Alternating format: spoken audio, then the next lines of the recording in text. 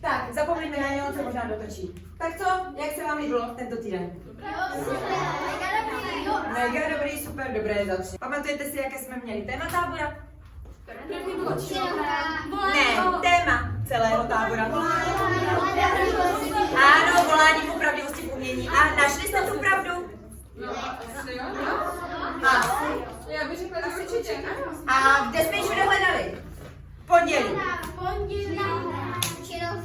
Činohře. Koho jsme to trápili? A kdo je Jirka?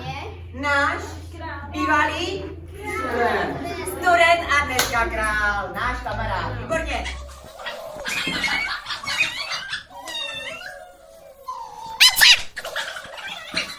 A obstal? Jo. Ale ten si zkusil. Ten se fakt zapotil, ale dal to na jedničku. Výborně. Herec podle dramatického textu interpretuje role tvůrčím způsobem. Do divadla se většinou všichni chodí dívat na představení a na herce, kteří tam hrají. Ale nikdo neví, co se vlastně ve skutečnosti všechno děje v zákulisí. Tam je spousta důležitých osob a jednou z nich je třeba taková nákupy. Výborně. A co jsme dělali předtím? Seznamovali, jo, ta hra z babušky. A špagety. Od té doby jsem špagety nevařila a asi už ani dlouho nebudu. Kdo má rád špagety? Já! A zase ty špagety. Pondělí, středa, čtvrtek. Bistro na Pančově ve 12 hodin. Luxusní krémové zeleninové polívky, které nejsou povinné konzumovat. Špagety. Úterý. A v úterý jsme nasadili rovnou tanec. Ano, věli jsme přímo do pohybu. Baletí, baletka, baletí, pozor, ať do kulis nevletí. Špatně se v baletu učila, teď neví, kam by dřív skočila. A co přišlo po pohybu? Doufám, že ne špagety. Pizza, ano. Sice jsme měli upravený program, museli jsme někam odejít. Kam to bylo? Mám jednu starou školičku, v ní roste samá krása, učí se tam umění a mně se o něm zdává.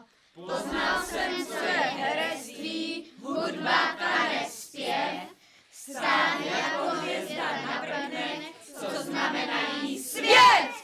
A ve středu, co to bylo ve středu? Přísky. Kuřízek. Ne, že někdo řekne špagety. Ale před řízkem, proč pořád myslíte na to jídlo? Ale ty jsi taky špageta. Co bylo ve středu dopoledne? Film, koho jsem přivezla? Elišku Průšovou, sympatickou slečnu ze Zlína, která nám tady rozvířila celý ateliér filmem.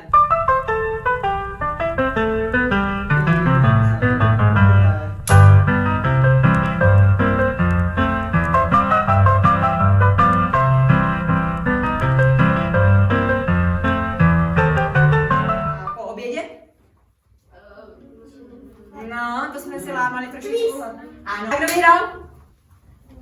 Já. Všichni jsme vyhráli, co? Karaoke. Tak, a kdo zpívá nejvíc? Počkejte. Barbie? Karaoke mělo úspěch, ale diskotéka byla perfektní. To vám taky musím sklonit se, protože holky vzali do placu úplně všechny.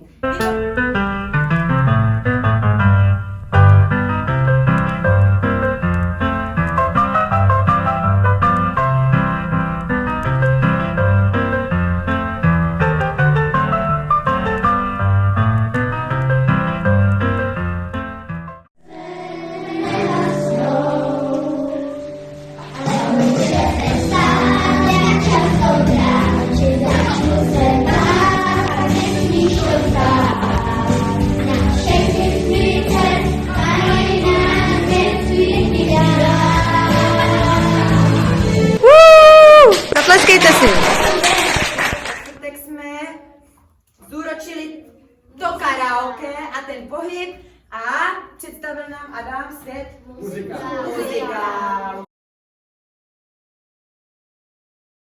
6, 7, 8, pata, špička, špička, pata, co? Rychlej. 5, 6, 7, 8, pata, špička, pata, co? No a dneska v pátek?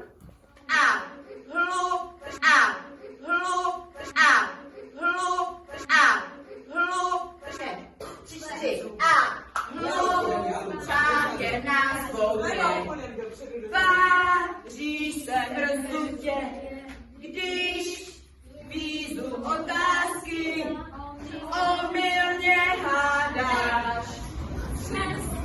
Všechny omyly, víš se zemi a ty jdem k sobě. Přiletěli na okně, křidělky kuřice. Přiletěli jste Hýka. Dneska se loučíme, dneska jsme si zkusili něco z kostymérny, maskérny a plázenkárny. Tábor dobrý? Jo. A kdo přijde příští rok? Kdo přijde? Takže táboru zlomba! Téma tábora bylo volání po pravdivosti v umění. Tu pravdivost jsme skutečně našli, ale také spoustu nových postřehů, pochopení, motivaci, touhy a přátelství. Moc děkujeme Kristýně, Dorce a Jirkovi.